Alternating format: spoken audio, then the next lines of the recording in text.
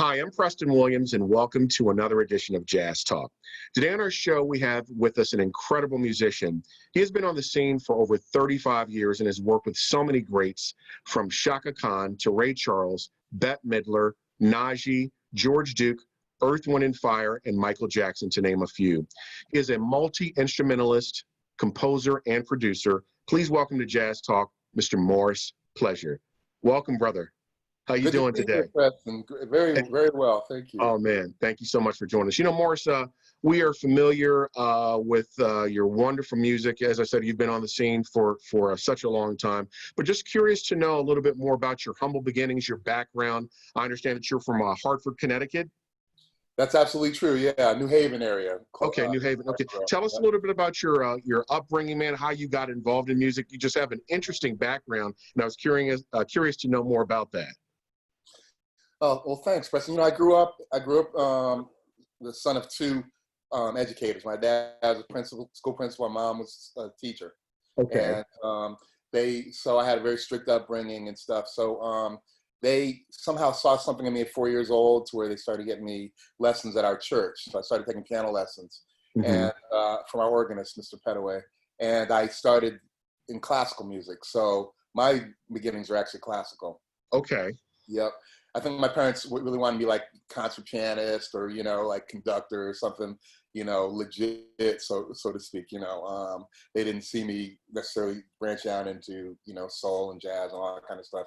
That kind of came actually around when I was 12, 14 years old. I saw Earth, Wind and Fire, and that kind of changed my, my whole direction and, love for that music and that kind of my journey.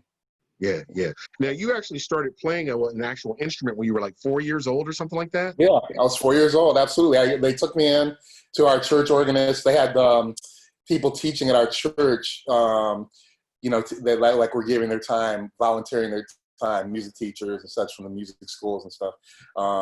And I started with an organist, and they brought me in, and Mr. Petaway said, he's too young. You can't teach somebody at piano at 4 years old. Right. They said, just give him one lesson and then, let us know what you think. So he agreed to do that. And I went through the whole music book in one day in the first lesson. And, he told him, he said, well, he's talented. He went through this whole book, but you're going to have to watch him because I know that he wasn't reading it. He was actually watching my hands and copying what I did. Wow. Yeah. Now, Maurice, along the way, were you studying other instruments, or did that come later? Because like I said, you play trumpet, you play bass, you play keyboards, and all very well. I mean, if you decided to say, hey, I'm just going to just play bass, you could have just made a career with that, piano or trumpet. I'm really impressed by that. But did you pick those things up along the way, or did that come much later? No, it came early. I started playing violin, actually, of all things, about 7 years old, and I was like in school, playing in the orchestras and stuff. And actually, even when I was in 4th and 5th grade, they would take me over to the middle school, and I was playing already with like the middle school and the high school because they wanted to make their violin section bigger and all that. 7th grade, I picked up the trumpet because I wanted to be in the band. So I first started taking drum lessons, and they told me, they said, well, we got like too many drummers. So my mother went and got me a horn at the pawn shop, so I started playing trumpet, which I still do play. My dad had a guitar in the house when I was probably about 12 years old. So I started playing guitar on a nylon string guitar. Yeah. That's how I learned that. And then I started playing the bottom 4 strings, playing bass on the guitar. So when I was in 8th grade, our teacher would let me bring home the actual electric bass and amplifier home. So I would on the weekends bring home the amp and bass, and then I had my own bands and stuff in 8th grade and all that. So that's kind of how that all started. Amazing. I saw something on your Facebook page. I think you were unboxing like a 5-string bass. I said, man, this is like a toy to this guy, man. He loves his instruments, Totally. But yeah. So during high school and college, were you playing in local bands in Connecticut? I was, yeah, all kinds too, Preston. I was doing, jazz. I was doing country. They had a country band I was in for a while. I was in rock and roll. It was kind of like my introduction to playing, like back then it was punk, rock and roll, new wave, all this kind of stuff. And we used to play around Hartford. And I was, playing bass mostly in that band and stuff. So, and then that kind of led me on to like fusion and all this kind of stuff. And, actually I was a piano player for a long time, and I certainly played Fender Rhodes, but Mm-hmm. all the other stuff, actual like playing synthesizers and, you know, knowing that whole aspect of it came in my professional career later, you Mm-hmm. know. So, Yeah. um, you know, the whole idea of like, you know, there even being, I remember on the first gig I was with, we had 2 keyboard players, and I was just like, oh, okay, I get it. One guy plays like the Fender Rhodes, the other one plays horn lines and this kind of stuff like that. So that was actually like late 80s, right before I got in with Najee, was when I Yeah. learned keyboards, you know. Now that professional career of yours kicked off, man. You hooked up with Ray Charles Yes. Orchestra. Tell us about that, man. Yeah. How did you get that gig to, to play with him? You know, they were playing at our school, University of Connecticut. They were playing our homecoming concert, and afterwards I went backstage, you know, kind of see if I get autograph or meet some of the guys and just, you know, kind of hang out with musicians, maybe even see Ray or something. And this guy named Clifford Solomon, who was the musical director, was just happening to come up to me. He was like, hey, you know, you go to school here? I said, yeah. He goes, where can I get myself a beer around here? So I took him to the local hangout and picked his brain. And I was like, how do you end up getting, you know, into this kind of situation and gig like this? And he said, well, he goes, what do you play? I said, I play bass. He said, here's the address. So send us a tape. So I went into a studio, first time in my life, and recorded a couple songs and stuff, and, you know, played leads on the bass so they can hear that and all that. And didn't think much of it. I was actually a sophomore in college. Mm-hmm. And one day I'm in my dorm, the phone rings, and it's Ray Charles. Wow. Yeah. Yeah, they heard the tape, they liked it, they wanted me to come out and audition. And the story, it's a little bit longer than that. Like, it actually took a couple of years, because when I went out there and auditioned, I was close to getting the gig until I told Ray that I was in school. And next thing I knew, I had a plane ticket back. He was like, oh, you got to finish school. You got to finish school. And I did. And I graduated. And then I graduated probably May of '86. I was on the road with Ray, probably same year. That's incredible, man. And eventually, you know, you mentioned him earlier. How did you hook up with Najee? So Najee came through Ron Lawrence, who's an incredible guitarist and like a big brother to me. We used to play together in New Haven, and he was playing with Najee. And then when the keyboard seat came up, he recommended me for that. Oh, wow. You know, and like I said, yeah, Najee's good people, man. You know, you worked with some great musicians early in your career. And I believe it was Najee that was instrumental in you meeting George Duke. Yes, absolutely. They started doing these on the West Coast. They started doing these Jazz Explosion tours. So, you know, to save money, it would be like one band, several artists. So this particular tour was like Diane Reeves, George Duke was the feature and music director. We had a couple other people, but it was an all-star band, and the band was made out of people from each person's band. So like 2 of George Duke's band members, 2 of Najee's, 2 of Diane Reeves, kind of thing. So that was how I met George. I was the second keyboard player under George, and he kind of took me under his wing and recommended me for a lot of gigs, including Earth, Wind & Fire. Yeah, you know, and George spoke very highly of you, man. I was watching a video with him, how he just says, hey, man, you know, you need to come out here. He just loved your sound. I was watching a little rehearsal with the 2 of you, and of course, he's a giant himself, one of the greats. What was it like working with Chaka Khan, man? You played with her too. Yeah, Chaka was amazing. I mean, you know, what can you really say? She's you know, one of my very favorites, of course. Yeah. You know? Yeah. And I was like, I had been called for the gig so many times, and it just didn't work out. That happens sometimes. You got something else, you can't do it. And I had actually jammed with her once on a Rochelle Farrell gig, which was an amazing thing. But when I was working with David Foster, the great David Foster, he would have multiple artists on his tour, and one of the tours was Chaka. So that was the biggest, you know, the most I spent touring with Chaka. I mean, you know, just unbelievable. Yeah, yeah. Now, Maurice, I was very impressed with your work, man. I'm sure you was a dream come true for you to work with Earth, Wind & Fire. You were with them for like, what, 8, 9 years or something like that? Yeah. Man, what was that like? Because I know Verdine is one of your heroes. I mean, Yeah. how did you get that gig? And you were the musical director for that band. I'm like, Maurice is a bad boy. He's working with Earth, Wind, and Fire. Tell us Yeah. about that, man.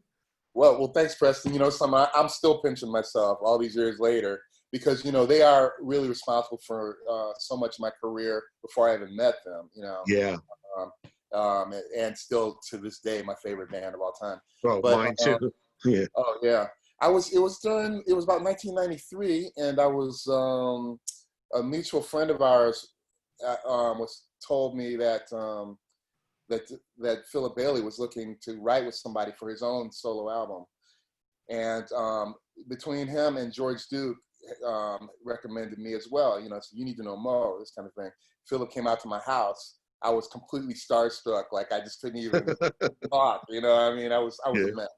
And so I sent him. I gave him a tape that I made, and he gave it to Maurice. And as it just happened that year, they were reforming to go back out again after a long hiatus. You know. Yeah. You Yeah. know, and they needed, and there was a space for a keyboard player. And next thing I know, my first gig was Arsenio Hall show, if you remember that. Yeah. Wow. Yeah, I remember seeing you on their Millennium tour that they went out in '94. But what was your perception, man? What was it like working with Maurice White? Surreal, really, but very cool. I mean, he was just, you know, he's come to my house sometimes. We've written songs together and the whole thing. I mean, he's just like another cat, really. But his command of the band and his, you know, people know when he steps on the stage, the whole band just like, you know, okay, sir, we're ready at your, you know, at attention with whatever you need, you know. I mean, like literally, he just I've never even seen anybody command a band like that, just by their sheer presence and by the movement of their body, you know, like Yeah. the way the band actually grooves has a lot to do with his movements, you know. Yeah, Sonny, when I had Sonny on last week, he pretty much said the same thing. I mean, when he first got in the band, and he was just like, wow, you know, there's Verdine over there and there's Maurice White. But yeah, I look at him as a genius. And, you know, that was one of the things that I wanted to segue into. You were on that David Foster Hitman. And I loved your performance with Natalie Cole. I said, look at Morris. Because, you know, David is normally playing, but I guess he let you sit in and do that song with her, her medley of songs. And I just thought that was fantastic. I'm like, wow, David actually, you know, let Morris, you know, play. Because I'm like, I was expecting him to be performing with her, but he let you play. And you sounded great, man. And another thing that was very touching, he gave Maurice White his props that night. He actually left the stage and came out and hugged him. He says, my hero, my mentor, you know, a true American treasure. That was a really, really special night because I'd never seen anyone really give Maurice his props like that. You know, I think he's a genius and he's always sort of been underrated. You know, you hear about Quincy Jones and other people, but Maurice is right there too, you know? Absolutely, he is. And that was an incredible night, you know, and David was really moved, which you don't see all that often, you know. He's a very kind of stoic guy, you know. But that was, and to be just there to witness it, you know, two greats, David Foster and Maurice White, you know. I still can't even believe that I got a chance to work with Maurice, and you know, he was just really, really, really great guy too. You know, people don't really know that about him. People also don't know that, you know, he could have been behind the Michael Jackson hits because he was up for being a producer for that too. That's right. That's right. And I think it was either Verdine or him. I think when Prince was sort of getting his thing together, he was looking for some people. And I think Verdine or Maurice's name, I guess, came up during that time. Now, I also wanted to ask you about, I guess, right after that period or right around that period, I guess, when that show premiered, I think it was 2009 or 2010. Man, you got a chance to work with Michael Jackson on his last go around. This Is It. Man, what was that like? You know, I was actually watching some of that the other day, Morris, and at 50 years old, he still looked like he had it. That show looked like it was going to be unbelievable. I mean, the concept and everything that they had going. And of course, you know, he passed away, unfortunately, in June of 2009. But what was that like working with Michael? Surreal, you know, I mean, it was amazing, you know. I mean, another performer who just commands, you know. I mean, what can you say about Michael Jackson? And the thing that also I wanted to say, Preston, is that, you know, This Is It, the movie, was basically our dailies for our rehearsal. You know, we weren't making a movie. We weren't, Right. you know, we weren't really trying to impress somebody. We were doing our rehearsals for nobody in the audience, you know. Right. So Right. like what you see there is, you know, about 80% of what we were really, you know, how we would really come out, you know. Because like, I don't know. I hear so much about like, well, Michael wasn't ready, this and that, it would have been too much and all that. I don't know. I mean, like, I really think that, you know, given other circumstances, we would have gone out there and it would have been just a great show. Yeah. I think it would have been great too. I'm not sure if he would have been able to do all of those shows, but from what I saw from the rehearsals, he looked great. And I was looking forward to seeing what's her name? I think it's Judith. Is it Judith Light, Yeah, the singer? Yeah, Judith is fantastic. She did a great job on those vocals with him. Was it I Can't Stop Loving You or whatever that song is? yeah, I yeah. believe. Yeah, she's fantastic talent too. Now, you also work with Janet Jackson. What was that like, man? Tell us about that.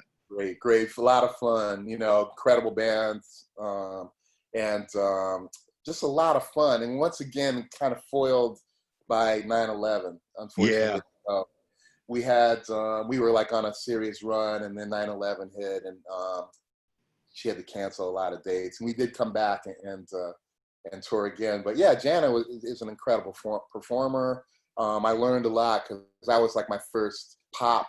You know, Earth, Wind and Fire certainly is pop legendary tour, but there was a lot of room to insert your own music into the Earth, Wind and Fire thing. They wanted you to kind of come out and play, you know, your style in their music, you know. Whereas Janet was a lot more, you know, play the same thing every night, make sure this is hitting, you know, in the pocket, you know, because it's a dance show. Everybody, dancers are expecting it to sound like a record every night and this kind of thing. So it's the first time I'd use in-ear monitors, you know. So I learned a lot. I learned a lot on that tour. Yeah. Now, I wanted to ask you, man, you being a multi-instrumentalist, man, you play various instruments. Is there one that you're more comfortable with? Because you seem to be just, I mean, you're great on keyboards, you're great on bass. Is there one that you prefer to play more? Because you're proficient, of course, in all of them, but where do you feel most comfortable? Well, when I have a bass in my hand, I think I'm pretty confident, you know, no matter what the style is. There's just something about bass, and there's something about constructing a groove from the bottom up and being able to affect, you know, when I play bass, you know, I'm like, say my gig with my band, I'll look in the audience and see people grooving, and then I'll like be thinking, how can I make them groove even more? You know, Right. just pull it back a little bit here, you know, tension and release and this kind of thing, or maybe I'll just add a little more bottom end for this one, and you know, that kind of thing. So it's really a cool thing to have that much control of a groove, you know. Yeah. I love your sound, man. And like you said, you were influenced by Verdine. I mean, he's got great energy. And of course, my all-time favorite, Jaco Pastorius. You know, he just changed the landscape when he came on the scene. Just a brilliant musician. Now, for, I guess, a number of years, I guess you still are musical director with Bette Midler. How did you hook up with her, man? Sonny? Okay, yeah, because Sonny Sonny's recommended me. Yeah. Sonny recommended me. And because he had been with her for several years, and the MD spot came up. She was going out again, and I had to go audition, and I got the gig. Wow. Now, what is it like playing with someone like her as opposed to, say, Earth, Wind and Fire or Janet Jackson? I mean, you're the musical director. You've been musical director for both, but what is that like? Well, first of all, her stuff is very eclectic. So there's, you know, you might start out with a funk tune. The next tune is a rock and roll one. The third one's like some vaudeville thing where we're doing sound effects and cues and stuff like that. You know, another one might be a beautiful ballad with strings and all that. So musically, it was a lot of fun. You know, we had 5-piece horn section, and 3 harlettes, the singers, and the you know, 2 keyboardists, 2 guitar players, and percussion, the whole thing. And so it was like a huge sound, but it was like sometimes we'd be playing overtures to Disney movies that she'd been in. Sometimes we'd be playing, you know, a Latin tune. I think we covered about 8 or 9 different styles in one show. That's what I would say the biggest difference is. As a boss, she was also very, she knows exactly what she wants, you know, and she was very, I won't say demanding, but she definitely needed to get what she was asking for, you know, so that was kind of my job. Now, do you teach Because I know I've talked to a lot of musicians, of course, during this COVID-19.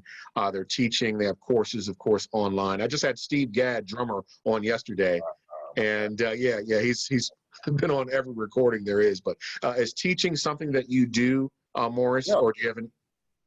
I do it a lot, Preston. As a matter of fact, now in this COVID crisis, I do a lot of online teaching. I have for years. I do a lot of master classes at schools.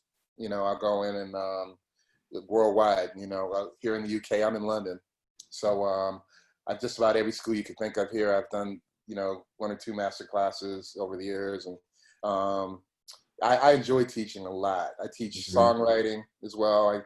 I do songwriting retreats with a company here in town. We go into Spain, and in 1 week we write like 60 songs with, you know, where I'm in charge of mentoring people and showing them how to write and all that. So I love teaching. Maybe it has to do with the fact that my parents were teachers, you know. Educators themselves, yeah. Now, you mentioned London. What made you make that move to London, man? And what is the music scene like over there? Music scene's incredible here. There's just a lot of artists that are really going for it. You know, there's a lot of talent. It's like I've never seen an ethic so serious about, you know, the business here. Like people are, young artists are here to really push their stuff. They know how to do social media. They know how to do recording, video recording, editing, all this kind of stuff. They know, have all the tools that they need to like create their own careers. The reason I came here was like 5 years ago. I was actually playing Ronnie Scott's with John McLaughlin. Oh, wow. Okay. Yeah, I was here for just that, and I was talking to a friend that was here, and they told me that, you know, if you come here, they could, they told me if I came over that they could hook me up with sessions and master classes and stuff. So I said, okay, I'll stay an extra week, you know, and I stayed an extra week, and I ended up staying an extra 2 months, and then coming back again and again and again. So it was a situation where people knew who I was here. I wasn't even aware of that. And so that opened a lot of doors for me to where I could, you know, get to the top people that I wanted to with ease, you know. And so I just stayed here. I love it here. That's great, man. That's great. I was going to ask you, you know, if you're just home chilling out, Maurice, maybe with a glass of wine, are there any particular artists, up-and-coming artists, or just, you know, people that you're checking out right now and saying, man, that, you know, that guy's got a lot of talent, you know, someone that you have your eye on, maybe a keyboardist or bass player that really has captured your attention that you're checking out? Oh man, so many. I mean, it's just incredible. And, you know, so many young ones too. I'd say, just off the top of my head, Mono Neon just knocks me out. I think that guy is unbelievable. As a, you know, bassist, guitarist, songwriter, and all that. To me, he's kind of like a Miles Davis kind of character. You know what I mean? It's interesting to see that when someone like actually not only plays the instrument, but they become that artist, whatever that is. You know, the way they dress and talk and, you know, present themselves and all that. He's one of the ones that comes off the top of my head. I really like. I've been listening to her. If you know her, I think that's some really good stuff too as well. Okay. Yeah, there's so many. I mean, it would take forever for me to go through it, and then, you know, I might put on some Chopin and have a platform. You know, so it could be anything.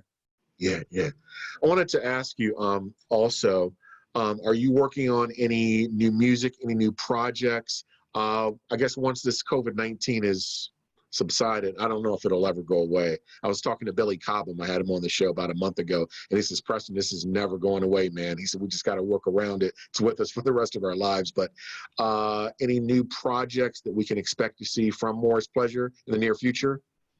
Yeah, absolutely, Preston. I'm actually finishing up an album that's been like 10 years in the making. I've got some great performances. Roberta Flack is on the album. Oh, wow. The great Ollie Woodson. It was like one of the last things he performed before he died was one of my songs. Philip Bailey, on and on. And I'm also, so that'll be out this fall. I'm also working on a project. I resurrected a song that I wrote a long time ago called We Are One. It's kind of like a We Are the World type song. Yeah. And I've got Michael McDonald, Peebo Bryson on there. Josh. Cast. Wow. Yeah. I'm pretty excited. Lita Adams is on it as well, and from here, Josh Stone and a guy named Peter Andre, who's a big star over here. And it's like, it's about unity, you know. So we're putting one of those compilation videos together where everybody recorded at their house, and you know, we're in the midst of putting that together. That should be out in a few weeks. Oh man, that's fantastic. Oh, that's fantastic. So, also, I guess I was just thinking, I know you're also influenced by Herbie Hancock and Chick Corea. Have you ever worked with those guys or done anything with them before? Not one thing. I would love to see you do something with them, man. So would I. Let's make that happen. Yeah. Oh yeah, I'm an incredible fan of both of theirs, and you know, Herbie's is a big influence on my playing. Huge. Yeah, everybody, you know. But I was talking to a bassist. I had a bassist on my program, Avery Sharp, and he used to play with McCoy Tyner. McCoy is a personal favorite of mine, and we were just talking about Freddie Hubbard, you know, talking about McCoy, and he said, there's a lot of great pianists out there. He says, but playing with McCoy Tyner is like playing with 3 piano players. You know, just the sound that McCoy got on the instrument and the fourths that he really was responsible for, you know, incorporating when he was playing with Coltrane back in the 60s. But also, now I was going to ask you now, with the bass, do you prefer playing a 5-string? Because I noticed that bass that you unboxed that you were playing, it was a 5-string. Is that what you prefer, like a 5 or 6 string? Because I know Anthony Jackson was really responsible for that 6-string. You know, Anthony's a monster on that. Yeah. And I know John Patitucci would play a 5 or 6 string, but is that what you prefer to play? It depends on what it is. You know, I'm a 4-string guy in my heart, you know, for the most part, you know, Verdine being my guy, but sometimes you just need a 5, you know. I think that the advent of synth bass and all that being, you know, being so prevalent in pop music and all that that's what I think brought out the 5-string, yeah. You know, the prevalence of the 5-string and all that. And there's nothing like it, you know what I mean? I do love having that low B and like picking my spots when to go down and hit that thing. And I don't think I'll ever play a 6-string or anything high, more than 5. I have, but I'm not, it's not really in my heart so much, you know, to be playing way up the neck and all that kind of stuff. I just don't. I'd rather be playing guitar or something. You know? Yeah. You know, Maurice, like I said, when I think of bass players, I think of Victor Wooten, Marcus Miller, and Stanley Clark. And brother, I'll put you in that class too. You were there. And like I said, I've listened to a lot of your stuff, and I says, man, this dude is mean. I said, he doesn't have to play the keyboards. He can just go and just play bass. And I love your playing, man. And like I said, I put you in that class with those guys. You're just a brilliant musician. I always thought, I said, you know, Maurice Pleasure should be in the Pat Metheny group, because Pat is always hiring these musicians that play various instruments, whether it's Richard Bona or the late Mark Ledford. You know, you just play various instruments. So I've always been impressed by that. Well, listen, man, I want to thank you so much for being on Jazz Talk today. It's been a pleasure. I love you, man, and your music. Please continue to make the beautiful music that you're doing. And hang on, I'm about to close out the show. Well, you've heard it from the great Maurice Pleasure. And as the saying goes, if the music grooves and makes you move, it must be jazz. I'm Preston Williams with Jazz Talk signing off. Peace.